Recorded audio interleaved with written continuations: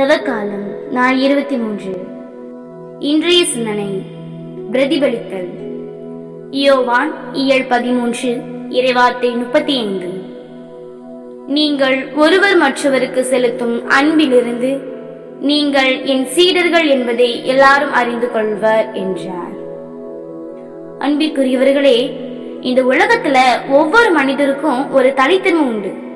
அந்த தனித்தன்மையுடன் தான் ஒவ்வொரு மனிதரும் வாழ்கிறாங்க. ஆனா கிறிஸ்துவை பின்பற்றுவதற்காகத்தான் நம்ம எல்லாருமே அழைக்கப்பட்டு இருக்கிறோம். ஏன் அப்படின்னு சொன்னா, கிறிஸ்து வழியாக தான் நம்ம படைக்கப்பட்டு இருக்கிறோம். கிறிஸ்துவின் சீடர்களாக வாழ்வதற்காகவே அழைக்கப்பட்டு இருக்கிறோம். அவர் வாழ்ந்து காட்டிய அன்பை நாமும் வாழ்ந்தா நாம மட்டும் கிடையாது, இந்த படைப்பு முழுவதுமே மகிழ்ச்சியா இருக்கும். அன்பாகவே வாழ முற்படுவோமா? நன்றி.